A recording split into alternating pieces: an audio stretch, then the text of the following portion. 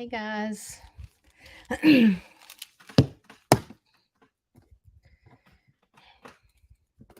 going to let some people join. I don't know if anybody's going to join because I never go live at what time is it?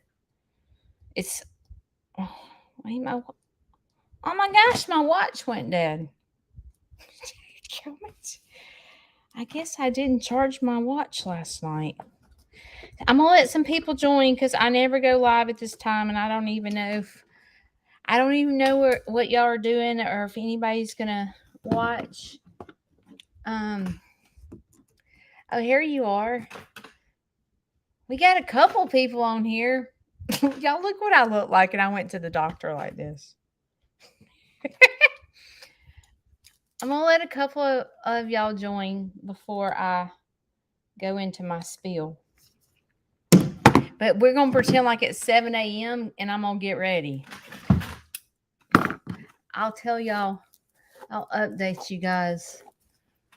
Oh, Lord, this nappy head of mine. Thank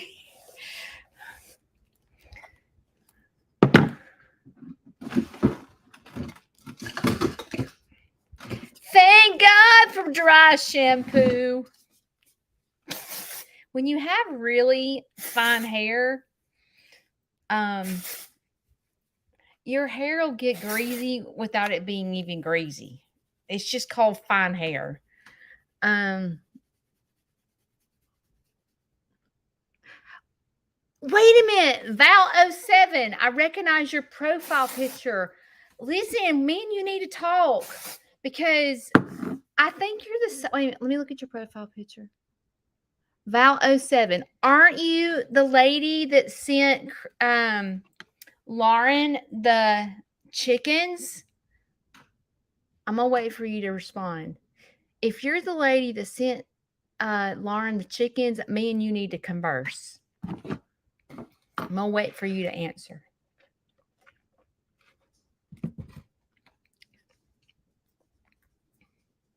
Oh shoot, I thought you were.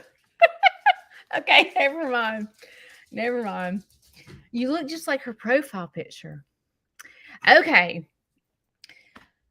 Let me tell you why I'm getting ready. Because if you don't feel loved, I want you to know that you are so loved today. Okay? And I'm going to tell you why you're loved today. Because I'm tired as bejesus. I have been up since the butt crack of dawn, and there is a such thing as the butt crack of dawn. There is. If you've never heard of that, here in Alabama, butt crack of dawn is a time. And I've been up since that time. And I had to drive all the way to Birmingham. I left here at 6:15 this morning, I think. I don't even know what time it was. It was still almost dark outside. And prior to leaving, I had to go do animal chores. Yeah.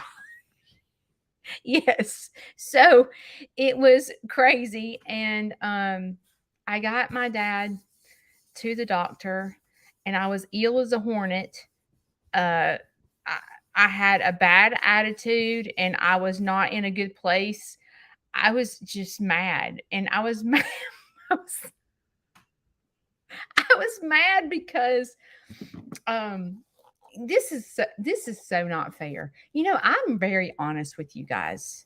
So I feel like honesty is the best policy, just being honest.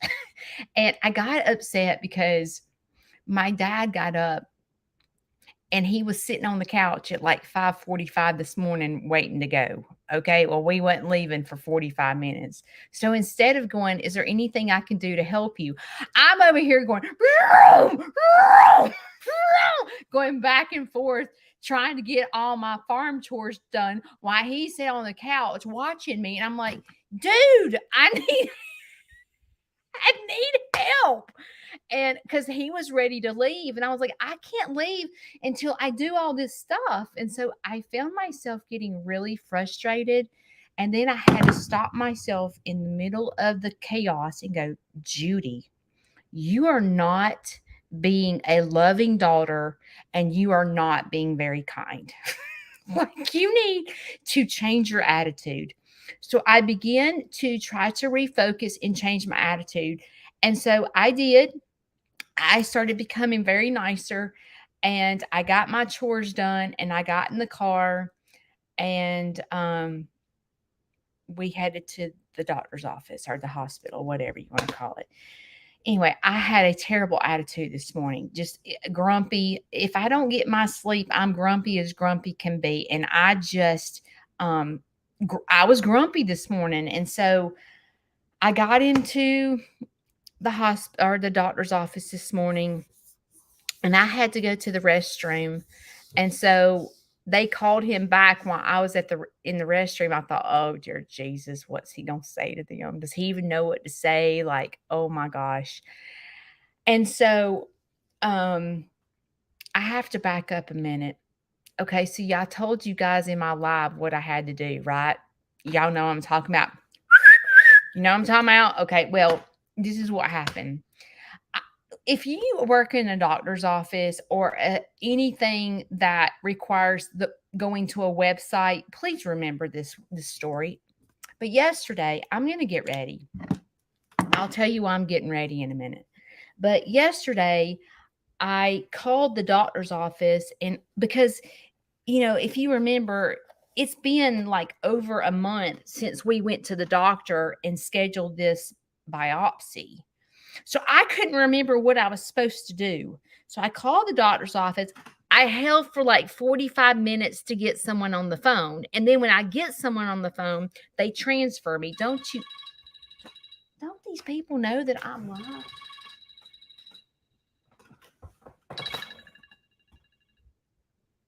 Okay, I'll have to call her back. So anyway, they transfer me. And I said, hi, I'm Judy. My dad is having a biopsy tomorrow. And it's been a minute since we've been to the doctor's office. And I can't quite remember what I'm supposed to do. And she goes, you can go to our website. Girl, I was about to pull out the preaching stick and go off on this lady.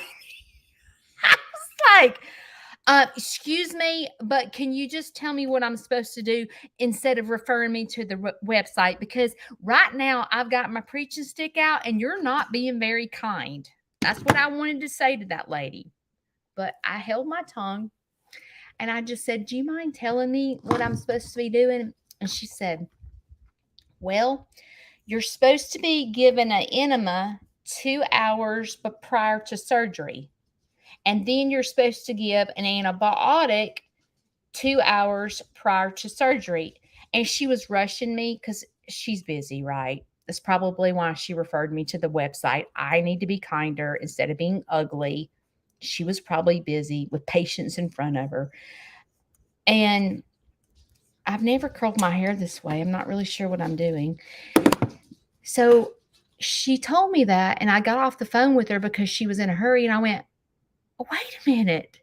2 hours prior to surgery? Does she know I'm driving an hour and a half to get there? I was thinking in my head, okay, I've got to give him this enema and then get in the car with his butt for an hour and a half. This is not going to be a nice ride to the doctor's office, is all I kept thinking.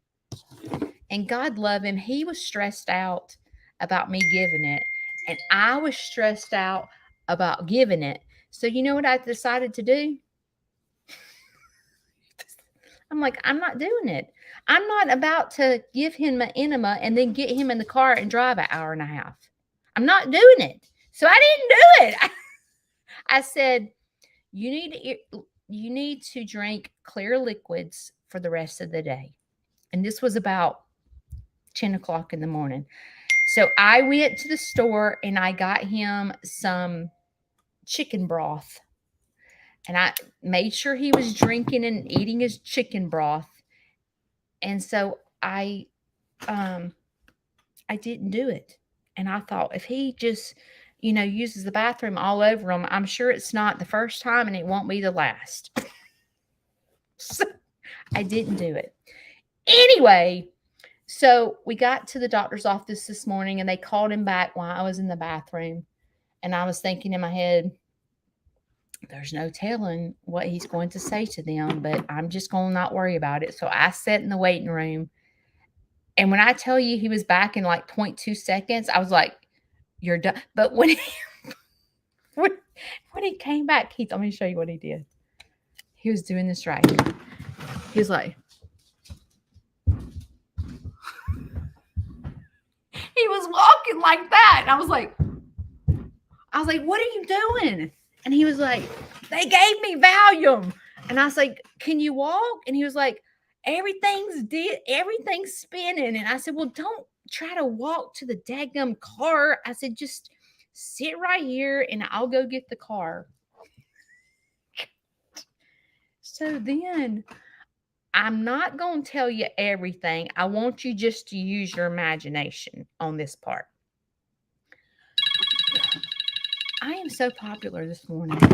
But anyway, I can't even begin to explain to you the conversations that we had in the car with him on Valium. But just know that I heard things that I did not want to hear. Okay, let's just say that. And it was very interesting, very interesting. But he goes, I'm about to fall asleep. And I said, why don't you close your eyes and go to sleep, and I will wake you up when we get home. So we drove back home and he slept the whole way. And we pull up to the house and I got him into the house. But listen, he is jacked up on some Valium. I mean, jacked up. Anyway, but he did well. We will not find out the results. Do you ever feel like your phone's ringing, the dog's barking? Hang on. What's wrong with you? Get up here. Come on. Get your little boot. Let's say hey. This is Rolly. Okay. So anyway, I got him in the house. He's asleep and he's resting fine. He's going to be okay. And they said that he'll probably have blood in his stool and his urine for 2 weeks. And they call us in a week to tell us the results of the biopsy. So this time next week is his surgery on his hand. So I will be going back to the hospital next week and finding out his results of his biopsy at the same time. Okay, I have been all over the map. The reason I'm getting ready is because you're loved. You are so loved by your Aunt Judy, because I promised y'all that I would put out a video Tuesdays, Thursdays, and Sundays. And I am doing my best to live by that, because I feel like that you guys make a big commitment to my page. You guys are committed to watching my videos, to being here with me live. This is it morning? I don't even know if it's morning or afternoon. And I am going to get ready because I don't really feel like I'm in a good place right now mentally. I feel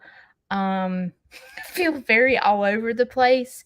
I think it's because I have so much going on, because yesterday as I was preparing, to do the water on my chickens early so I wouldn't have to do them in the morning, I was like, oh my gosh, who is going to feed the piglets while I'm gone? Because the piglets have to be fed 4 times a day. And I'm like, oh my God, I'm not going to be here.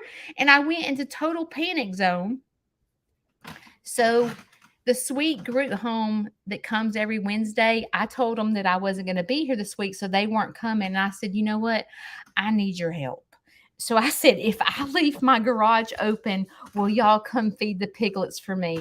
So today, while I was at the hospital, they came over, they cleaned out my brooder, they cleaned out my rabbit cages, they cleaned off my patio, they fed the pigs.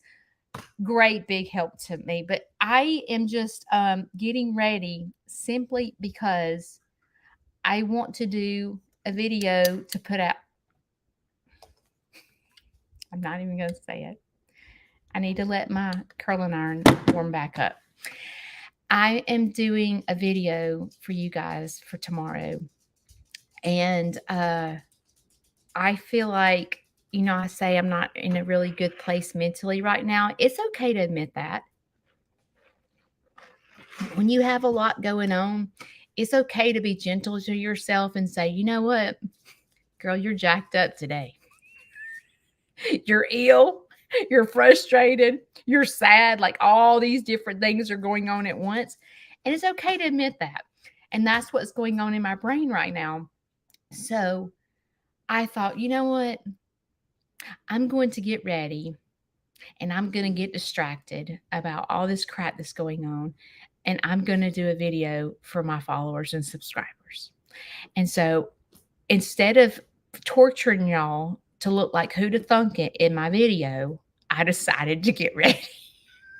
Because when I don't know if you're a man or a woman following me, but you know how when you put on something nice, you feel better?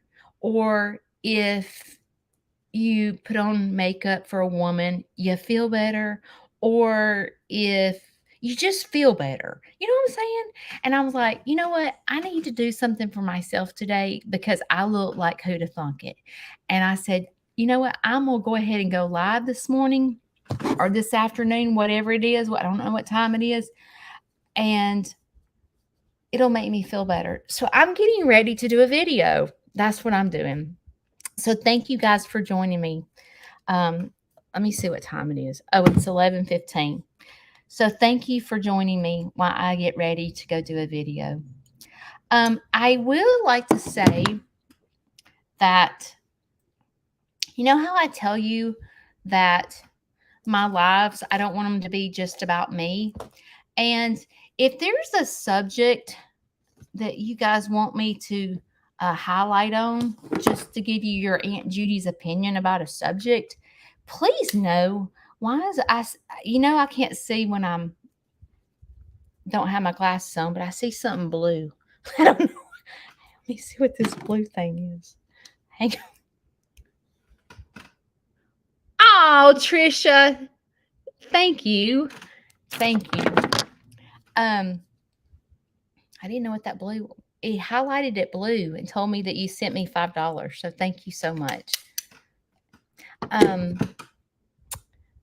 But if there's a subject that I can touch on, not that I'm the expert, but I will give you your Aunt Judy's opinion. I would be more than happy, even if it's not doing with anything mental health. If it's something about farm animals, I can tell you my opinion about it. Or I don't care what it is. If you would just private message me and say, I need Aunt Judy to talk about this, I will be more than happy. Sometimes I never know what I'm going to talk about when I go live. I'm not very planned. And sometimes I'm like, what am I going to talk about today? So I would love to know what you need help with. Not that I'm the expert, but I can tell you my opinion.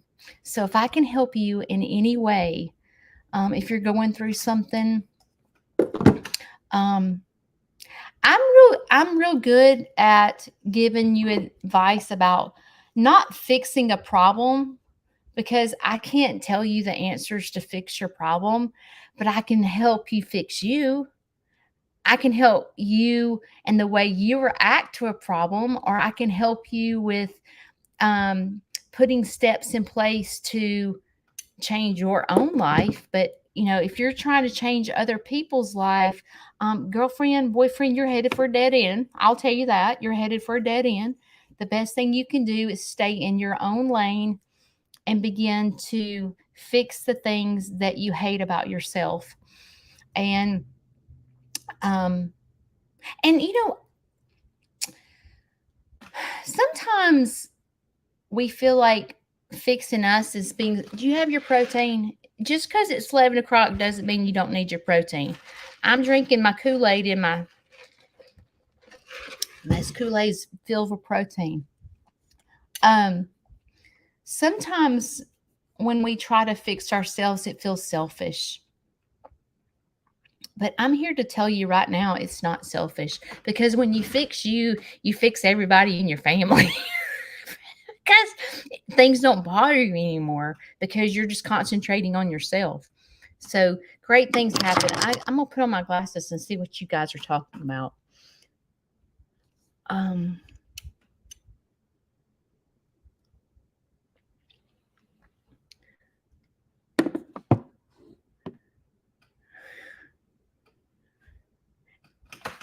Daphne, okay, we'll talk about me putting the hay out. Okay, listen. Shane is mean as a snake. Okay, he's mean as a snake. He is mean as a snake. He has. I've told y'all this before, but I grew up. My parents were divorced. My parents got a divorce when I was in first grade. Okay, so I did not have that father figure that kind of helped me learn, like, how to change my tire, or like the stuff that kind of like your dad teaches you. I never had that. But I didn't have it. It's not because my dad didn't care. My dad didn't know how to change his own tire. I don't think. Like, I don't think he knew how to do it in order to teach me. The things my dad taught me was like, my dad taught me business. Like, my dad taught me sales. Dad taught me how, if you can sell yourself, you'll never starve. Like, those, my dad was more of a kind of that person. My dad was not going to work on cars. My dad was not doing that. And it's not that, I mean, he wasn't like prissy or nothing, like scared to get grease on his hands. He wasn't like that, but he just didn't do that type stuff. Like, he never taught me what different tools were. And like, I just never knew. And so when Shane got a hold of me, he didn't know what he was getting himself into, because he'll be working and he'll say, "Hey, go over there in my toolbox and get me blah, blah, blah." And I'm over here going, how do I tell him that I don't know what the blah, blah, blah means? Like, I don't know. Like when he says, like, I'm probably going to say this word wrong, but go get me a crescent wrench. And I'm like, what is a crescent wrench? I have no clue. And so when I'm like, I don't know what that is, he's like, are you kidding me? And I'm like, no. And he thinks that I'm kidding. And I'm like, God dang, this stupid curling iron. It went off again.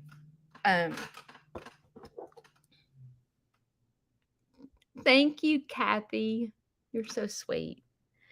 But no, I do not know what that is. To this day, if you told me to go, Judy, I need you to go in your closet and get one, I think a crescent wrench is that thing that you stick and you go like this. I think. I don't know. And so I drive Shane crazy. Like, you know how I drive farm people crazy because I put my baby goats in pajamas? That will drive a farm person nuts. I drive them nuts because they're like, baby goats should not have pajamas. I drive Shane nuts because I'm girly. Okay, I'm a girly girl. Like, I want to curl my hair, but I mean, I still can be a farmer. And that brings me to a subject. So, right now, my cousin that wrote my children's book about It Takes Two to Make a Farm Go Right, she is writing me a book about the subject that I'm talking about. Because when I became a farmer, people were like, she has no clue what she's doing. She has no clue. It was so the book is going to be about everyone says I'm not a farmer, although I have a donkey, or everybody says I'm not a farmer because I can't drive a tractor, although, like it talks about that.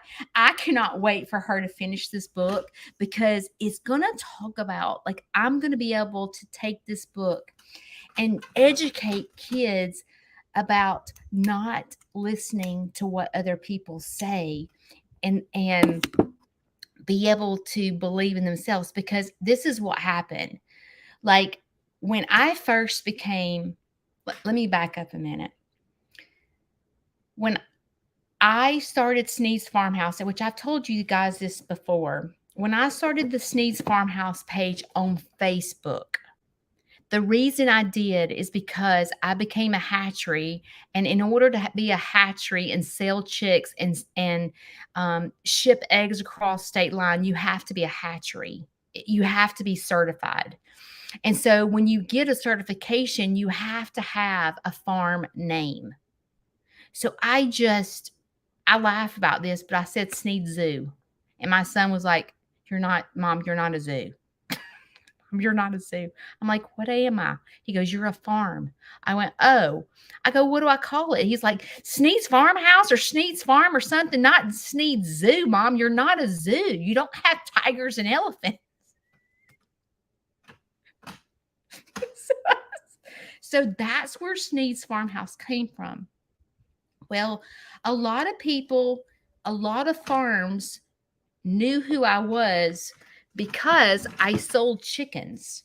And I sold chicken food. So people kind of knew who I was.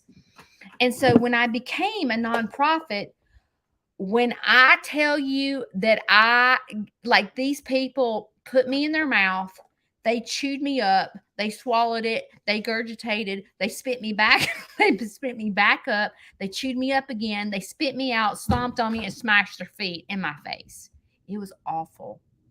There was about 10 or 15 people that just tore me to pieces. They said that I wasn't a true nonprofit, that I wasn't a farmer, that I didn't know what I was doing, that I was robbing people of money.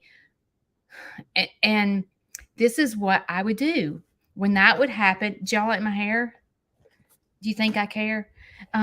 What I would do is, when that would happen, Shane, I would cry and I would get my feelings hurt.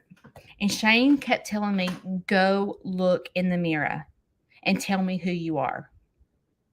And I'd go look in the mirror and I'm like, "I don't know what you mean. Like, what are you talking about?" He's like, "What does your heart look like, Judy? What are you wanting to accomplish? Why are you listening to these people?" So, and I listen, oh dear Jesus. I'm trying to stay on the subject, but my daggum curling iron keeps turning off. And I don't understand. This son of a gun is fixing to go back to Ulta because I spent like $100 and something. Now it won't even turn on. So now what am I supposed to do with my hair? Look, I'm pushing the on button and nothing's happening. This is as good as it's going to get. Cynthia, I'm coming for you. Okay, in the mirror, and I would say, "What are you trying to do?" And I was like, "I want to give back. I want to give back, but I don't know how. I don't know what I'm supposed to be doing," but I just didn't stop. I just kept putting one foot in front of the other. And when people would attack me and tell me I wasn't a farmer, or I didn't know what I was doing, or I wasn't a nonprofit, I would stand still.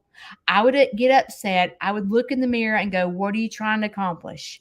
And I would just pray. I'm like, "God, what do you want for my life? Like, what am I supposed to be doing with this farm? What is this all about?" Because if you know me, y'all, my hair is a train wreck and my curling iron won't turn on. Dadgummit. Okay. But if you know me back then, I haven't changed my personality and everything. Nothing has changed.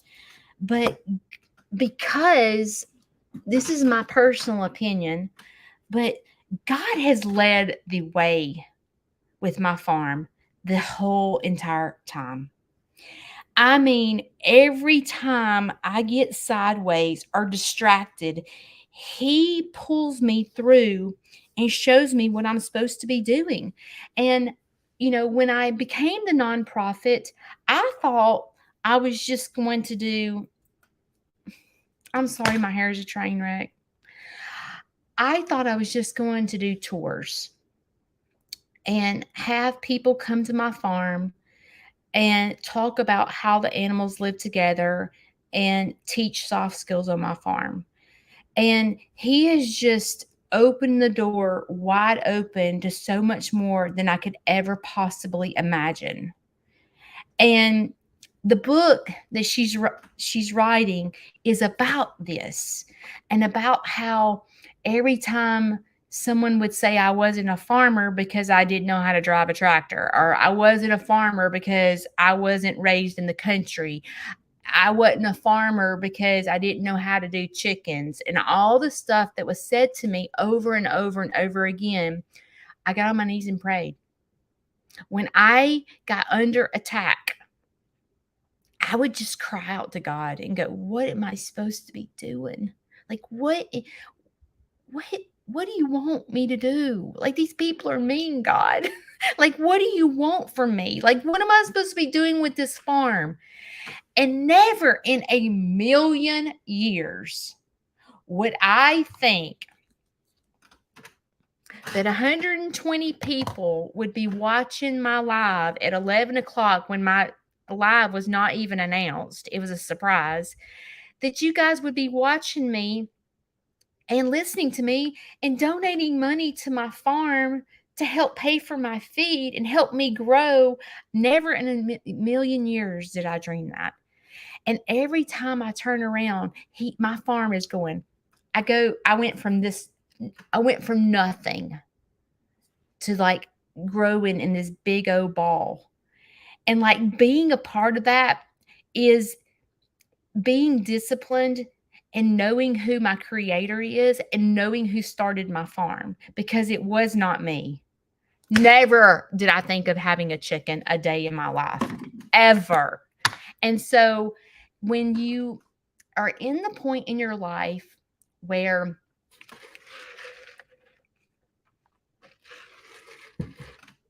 you feel like, I'm just not good at this, so I'm going to stop.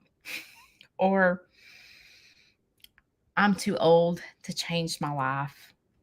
I'm set in my ways. I don't have the energy to do whatever it is that you wished you could do. Like you sit on the sidelines and you're like,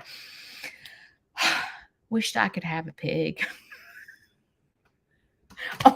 or I wished I could start a YouTube channel.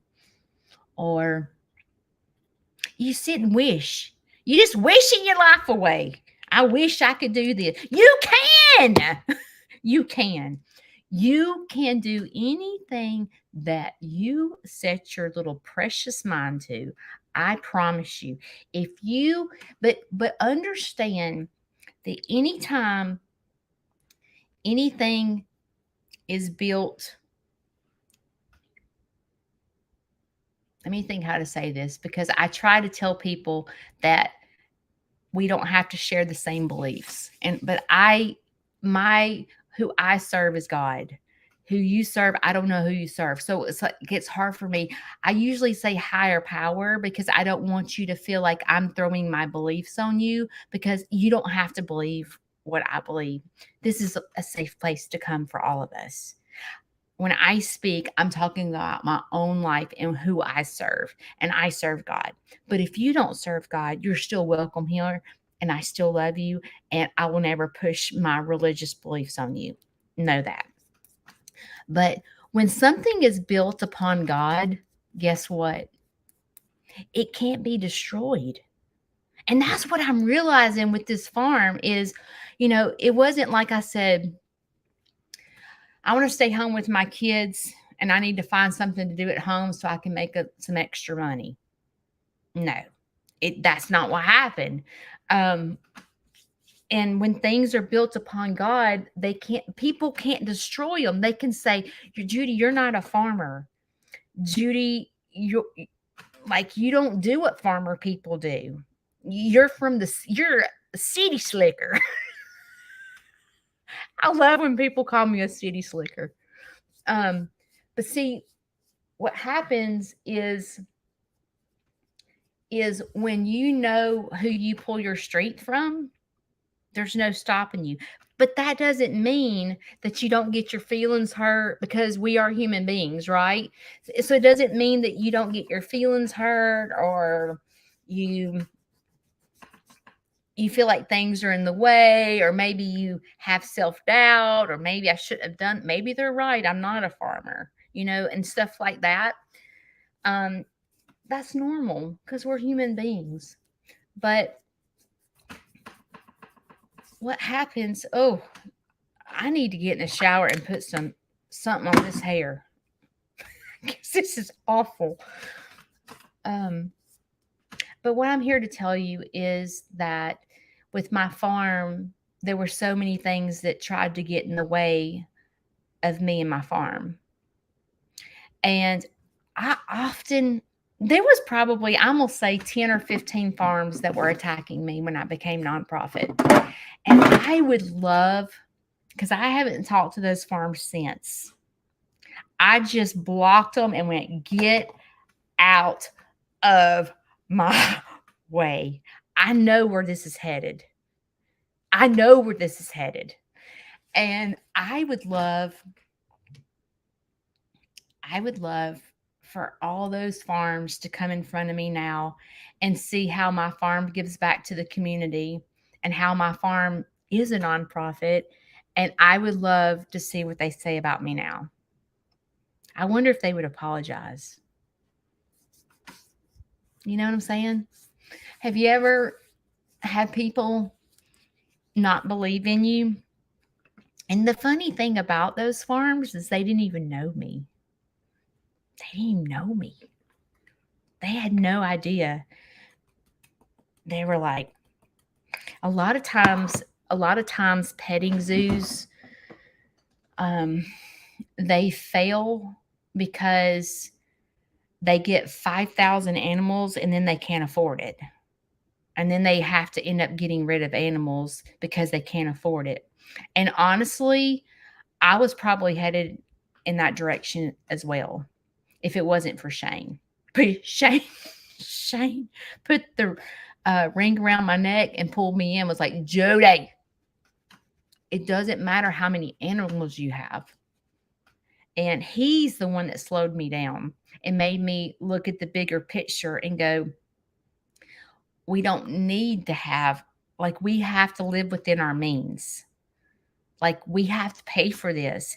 And we need to be able to give each individual animal personal attention.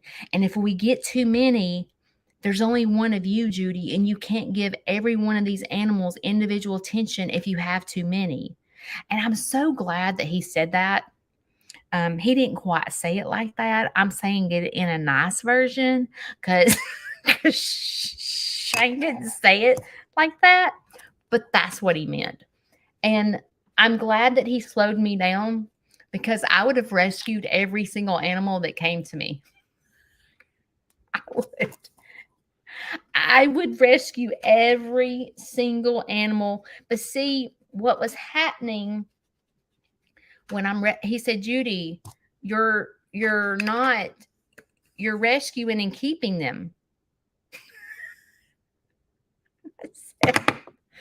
I know I can't get rid of them. I can't do it. I can't find them a home. And he was like, you suck at this rescuing thing, Judy, because you keep every one of them. And Judy, we are not equipped to keep every animal that you rescue. And I'm like, but this is what happens. And if you've gotten an animal from me, please don't take this wrong. I don't trust nobody. I don't. Like sometimes if somebody gets one of my babies, you know, I'm picky where they go. Like, they ain't just going to anybody. Like, I'm not doing that. And so, Shane's like, Judy, when you rescue, you're supposed to nurse them back to health and find them a home. And I'm like, but my heart doesn't work that way. I don't enjoy that, Shane. I don't. And he was like, well, what are you wanting to do? He's like, Judy, you can't keep 4,500,000 ducks. Like, you can't do that. I'm thinking, why? Like, why? And so I realized that my rescue is a bit different because some animals, like if I get to the point where he talks about, and it gets to the point where I can't give them, like I have too many rabbits, let's just say, then I will find a home for them. But I always find that's where, when I started donating rabbits to classrooms for classroom pets, that's where that came from, because I didn't know where my animal, like the rabbits, for example, I didn't know where they were going and I didn't enjoy it. But the thought of my rabbits being in the middle of a classroom with 25 kids surrounding them, loving them, picking them up, I can do that. Like, that makes me feel good inside. Like, I feel like I'm doing the animal good by doing that. It is nothing but comfort to me. The two rabbits that were just rehomed to a homeschool, can I just tell you, let me tell you how these rabbits are living. Okay. The rabbits have a downstairs, it's a whole apartment. The rabbits free range every single day. The kids come into the downstairs and play with the rabbits. They're litter box trained.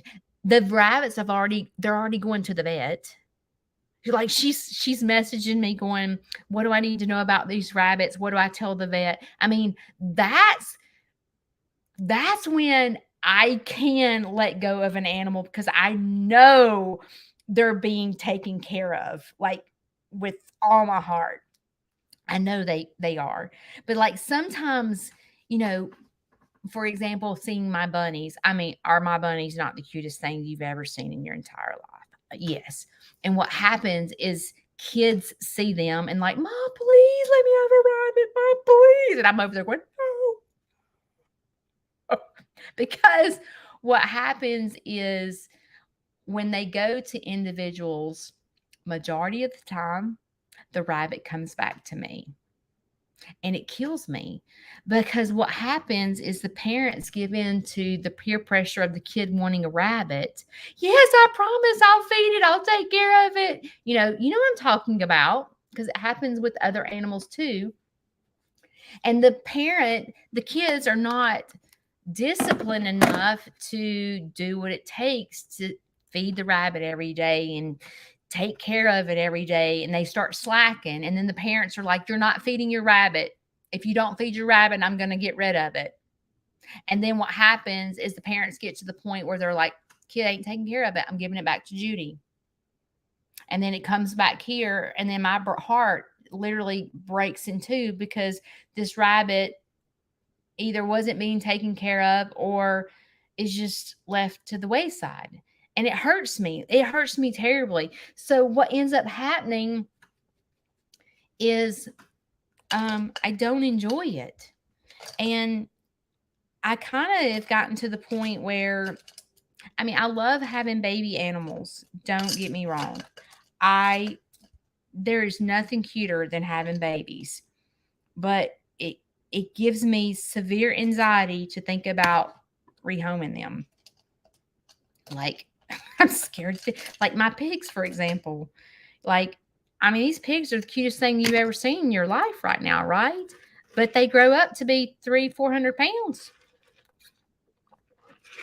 And in my head, I'm like, they do understand, right? And the thing is about my male pig, the male, is, and if the lady's watching me that's getting my mail, hear me out. But when I got Freddie, my pig, Freddie was this big, the cutest thing you've ever seen your whole entire life. Freddie lived in the house. Freddie played with my dogs. And then Freddie started growing up. And then Freddie had to go outside. And that's when I got Shishi because I wanted Freddie to have a friend. Okay. All of a sudden, now you have to understand, if you don't have animals, is male animals are psycho. They're psycho. So if you're looking for, a pet per se, there's a good chance that if you get the male, like the male goat, the bull, the buck, whatever, they can turn mean. And Freddie was terrible. Like, we went from this cute little pig, precious little pig, to mean as a snake, to grabbing my leg and grabbing my pants leg. And if I sat down, he would grab the back of my hair and begin to try to breed me. It was awful. And I began to not enjoy it. I was like, this is not what I thought it was going to be. And Freddie was aggressive as ever. And so I thought, I can't have an aggressive. I couldn't even go in there and feed him anymore. It was terrible. And if my male pig is, let's just say, going to a home where there's kids, and he's going to grow up and there's a chance he could be mean. So I asked the lady, I said, can I castrate him? Because if he's going to a home where there's children, my first fear is, what if he gets mean? What are you going to do? Like, where's my pig going? So then it causes me anxiety, because I'm like, what if this pig becomes aggressive? Then what are they going to do with him? Where's my pig going? And it gives me anxiety to think about it. And so with Freddie, I called my vet, because Freddie was, I'm going to say he was 3 or 4 months old when the aggression started. And so I called my vet and I said, what do I do with this pig? Like, he's mean as a snake. I can't even walk in the darn pen. I said, can I castrate him? And he began to tell me that it was a behavior problem, and he did not think if I castrated Freddie that he would get better. And I said, well, what do I do?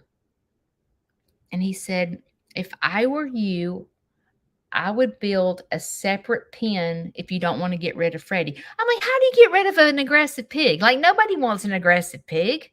You know what I mean? Nobody wants, they're going to slaughter him. And I did not want that for Freddie. So he began to tell me that I needed to separate him. And I thought in my head, this pig is going to live in this pen. I'm never going to be able to touch it. I'm never going to be able to walk in the pen because he's going to attack me. Like, he could hurt someone. So what do I do? And the vet said, Judy, it cost I think it was $150 to have him castrated. I said, well, these are my choices: to put him in pen and never touch him and just throw him a bone every now and then, or pay $150 and castrate him and see if it helps. I said, so those are my two choices. So I'm asking you to book an appointment to come here and castrate Freddie. I'm going to try it. It's worth $150 for me to castrate him and try it. Because if not, someone is going to either kill him, or like he's going to hurt a kid, or he's going to hurt me or something. So he said, okay, we'll try it. So he came to my farm. And if you don't know, I've said this in my lives before, but pigs have to go under general anesthesia to be castrated. Now, I've heard farm people go, no, they don't. You just have to tie them down, rip their balls out. I don't know. I'm going by what my vet said. My vet said that pigs have to go under general anesthesia. So the vet came here. He castrated Freddie. Freddie woke up. Best pig I've ever had in my life. he's never totally changed him. Freddie plays chase with kids. Freddie has never been aggressive. Freddie takes his little treats soft. Freddie minds. Freddie knows how to sit like a dog. So I gave Freddie a chance at life. And not very many people would do that. And I know that sounds like I'm tooting my own horn, but most people would have given up on Freddie. They would have been like, this son of a gun's fixing to be bacon on my table. I'm killing him. And I did not buy Freddie to slaughter him for food. I did not. I bought Freddie as a pet, and that's what I wanted Freddie to be. And he, best decision I've ever made in my whole entire life, because I've had Freddie since he was this big. Perfect pig ever. You see, I climb into bed with him and lay down with him. I mean, he's the perfect pig ever. But but let's switch the subject. Boyfriend. Boyfriend is not castrated. Boyfriend is intact. Sweetest pig ever. So, like, sometimes they turn out just fine, then sometimes they turn out aggressive. But when you get an animal, you have to know what you're getting. You have to know that there's a chance. I mean, if you're wanting a pet, you don't get a male. Get a female. Hang on. Hey, when I do this video today, just know that if my hair is a grease pit, it's not greasy. It's because my hair is fine, is thin. Okay, I'm a grease pit. The reason I say that is because it's a running joke, because this lady was making fun of my hair and basically told me I should be ashamed of myself for having my hair look like this on a video. So we named my hair after her when I have a bad hair day, and we call my hair Cynthia.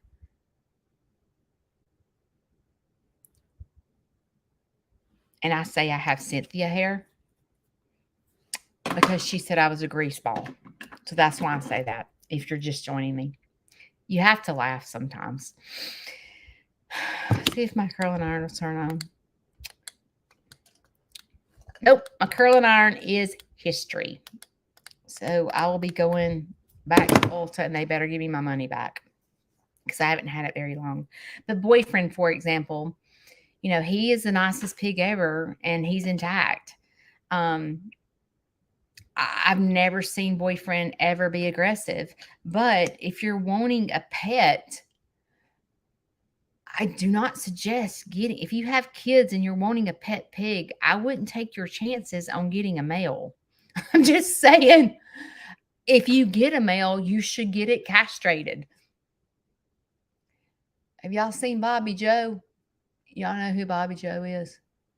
Bobby Joe is my buck, my male.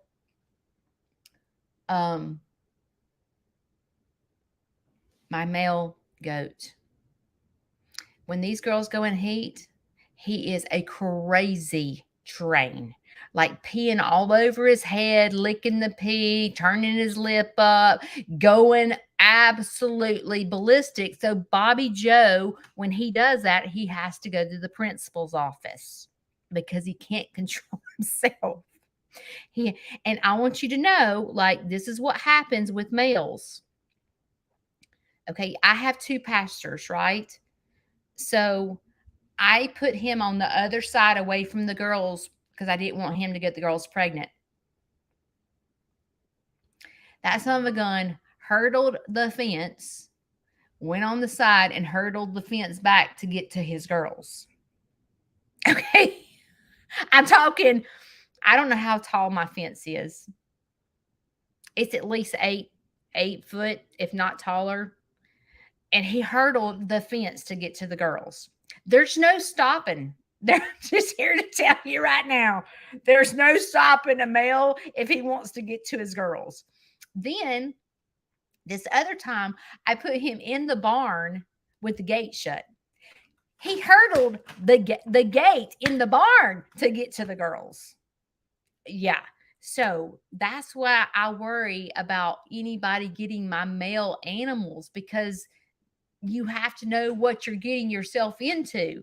Now, if you're wanting to use them for breeding, um, obviously, you need an intact male.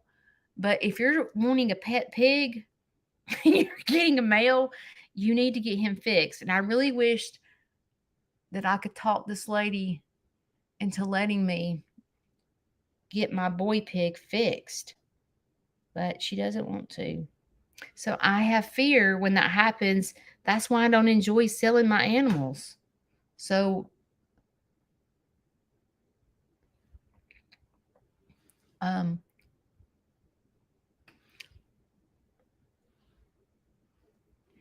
well, that's as good as it's gonna get, y'all. I don't know what I can do with this train wreck hair, but y'all don't laugh. Don't see if I can do this. Y'all ever have days like this where you have to get up really early in the morning? Maybe if I put my hair like on the very top, like Jenny, I Dream of Jenny, you know what I'm talking about? Because her hair's so daggum cute when she has it in a ponytail. Maybe it'll be better. Let's see. God, that made my daggum. No. No. Oh no.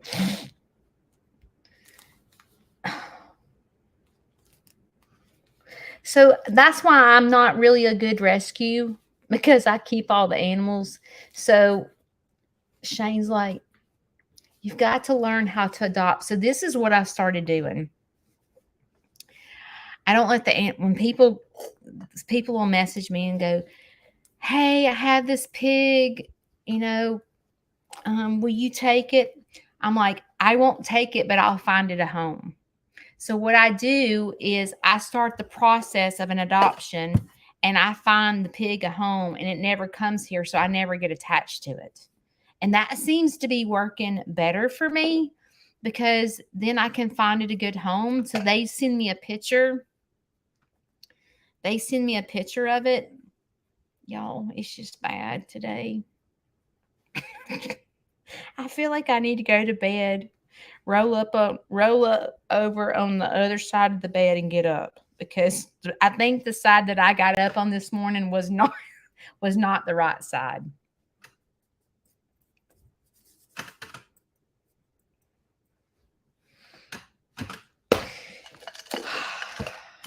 It is what it is. Curling iron broke.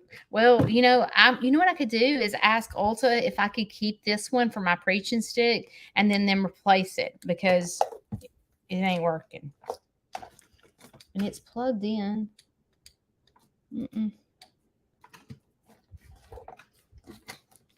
try another plug. I'm sorry. It's history. Diane, put it on your list to remind me to go take my curling iron back. Diane is my notebook. Diane helps me keep up with my stuff. You know what I think I'll do is just go right now to Ulta. Otherwise, I have to go. Shane lost his uncle, and we have to go to a funeral this weekend. So I probably need to curl my hair. All right. How are y'all doing? Have y'all been listening to me rant and rave? Let me see what y'all are talking about in here. I hadn't been watching. I do have a special relationship. You know what? I should go there and tell them I have a special relationship with my curling iron and record it and put it on my video. See if they. Can I please keep this? This is a preaching stick. It's very important to Sneed's farmhouse. I need to keep it. Yes, it's in a power strip.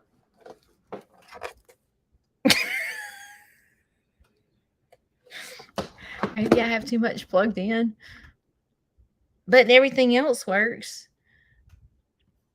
No, because my phone and everything's charged.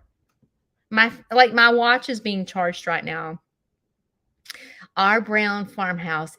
I love you with all my heart, everything inside me. And if I hear one more time, brown farmhouse, our brown farmhouse, if I hear one more time how clean your farm is,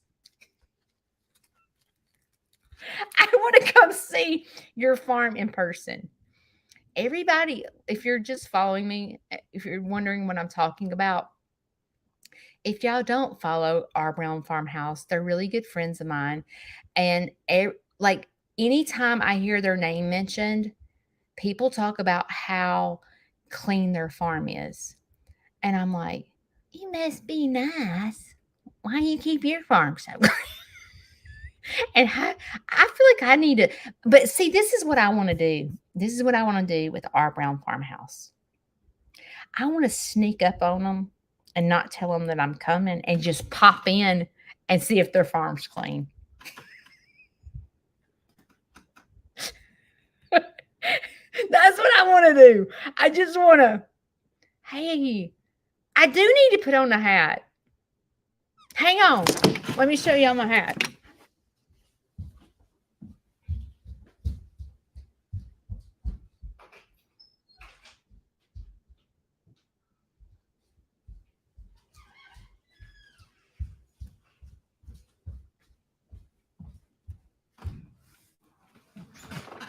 Oh, isn't it cute?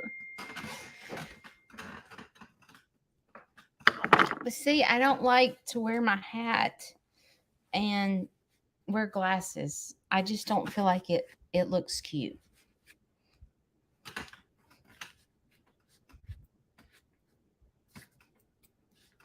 Okay, my hair looks good now. But see, I have to put my glasses on or I won't be able to see. Okay, well, it's all fixed now. Cutie patootie.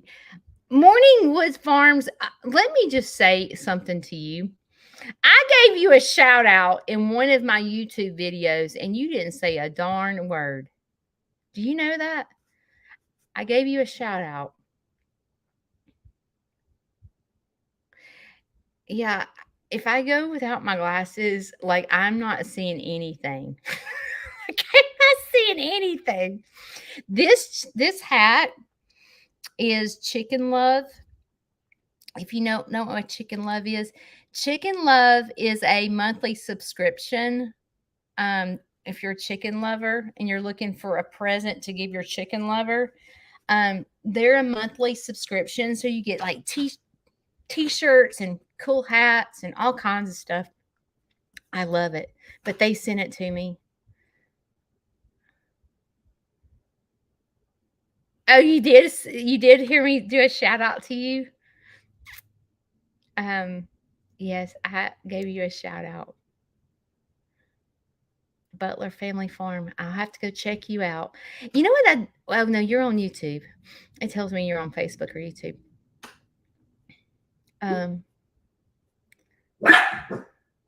Yeah, that's what I'm saying. What's a clean farm? I don't know. I'd like to know why their farm is so clean. That's all I can say.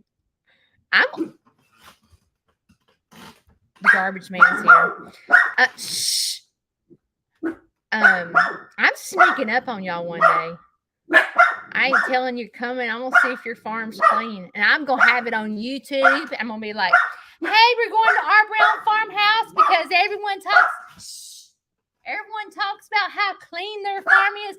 Let's sneak up on them and see if it's really clean or they're just saying that."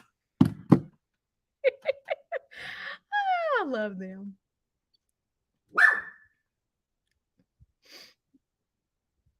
Oh, you did find Natalie and Nico for me? You got one follower for me. I don't know if you're Natalie or Nico.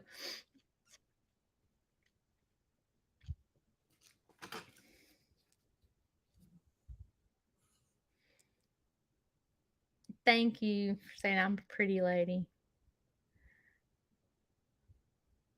I'm not gonna get my listen. If I don't get my money, this curling iron was over $100. When did curling irons get that expensive? I can remember the day that you would go in and get your nails done for $15 every 2 weeks, and you could get a curling iron for like 19.99. What happened? I mean, I know it's been a minute since I went and got my nails done, but the other day I went and got a pedicure, and they were like, gel or no gel. And I didn't even know what gel meant. I did. Okay. I don't go get my nails done. So I was like, I guess gel. What they were like, well, the gel lasts longer. I'm like, okay, well, I'll do gel. $65 to get a pedicure. I'm like, well, won't be going back.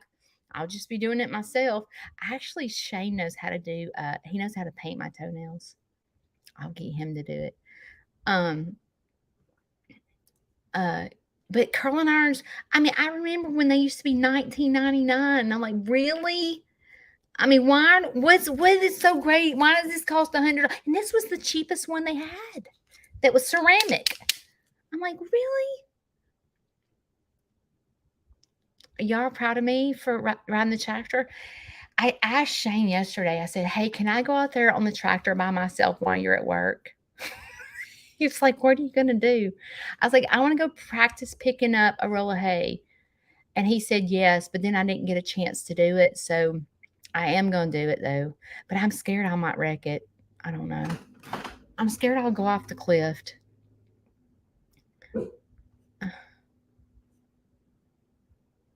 I'm reading y'all's ballistic Bobby Joe. Yeah, Bobby Joe is psycho. I thought about doing a t-shirt that says, oh no, it's Bobby Joe. But I didn't know if everyone would get that. And if you don't know what I'm talking about, one day I was live. Okay, if our brown farmhouse is telling me my hair looked great, that means it's Natalie. um, I was live one day and I was sitting on the ground and Bobby Joe came up behind me and he did you know what that means, right? For a goat. He started doing that crap to me and I was like, Bobby Joe, the next thing I know, I thought he peed on me. And I was live and I'm like, oh my God, he just peed on me.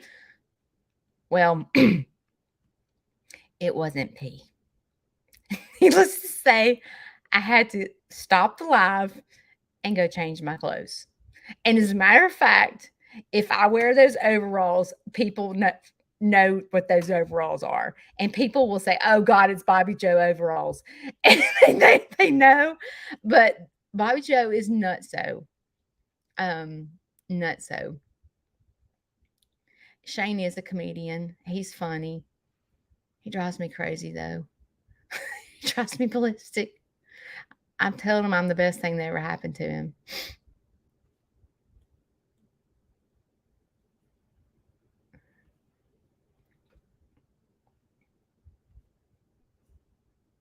God, y'all been commenting a lot. I'm trying to read them.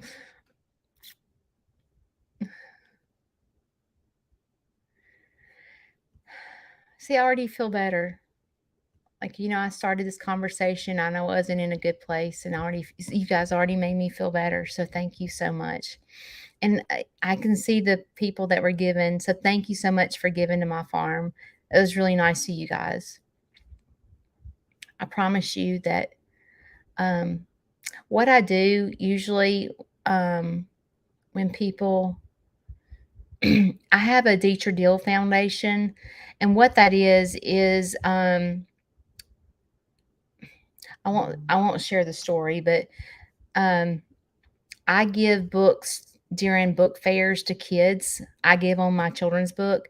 So for the for the kids that do not have grandparents that get to come to grandparents breakfast, which is the book fair at the same day, then I donate books to schools for every kid to have a book to take home.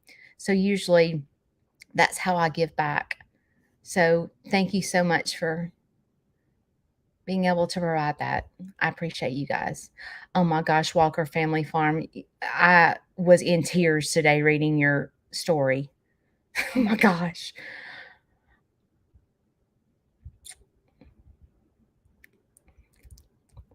Okay, guys. I'm trying to read. Trisha, thank you. Carol, I love you. Kayla, I love you. I love you all though. Don't think I'm playing favorites.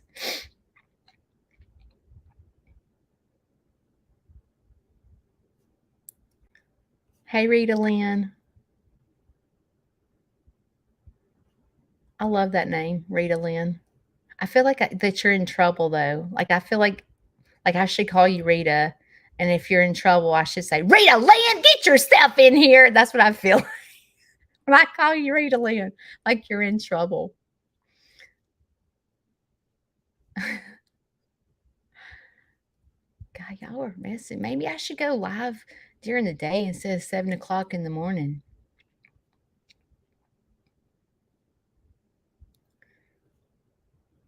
I guess I need to go in here and check on my dad before I go to.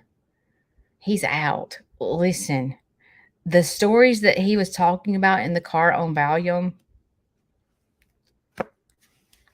Oh, dear Jesus. The stories that he said in the car on Valium. I wish they were recorded.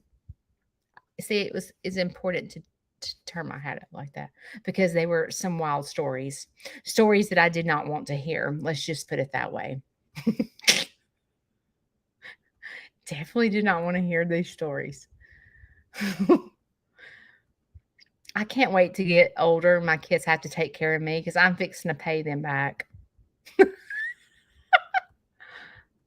They'll send me straight to a nursing home. But I always say if I ever go to a nursing home, I can see me like being in charge of the Bible study or being in like anybody that wants to do aerobics, let's meet in the classroom. I'll be doing aerobics at 9 o'clock. We all need to be making sure that we're getting our exercise in. They're all free classes. I'll donate my services. I can see me in the nursing home doing that. Can't y'all? Like I can see me doing that. Maybe I'll still have YouTube. I'm going live at 7 a.m.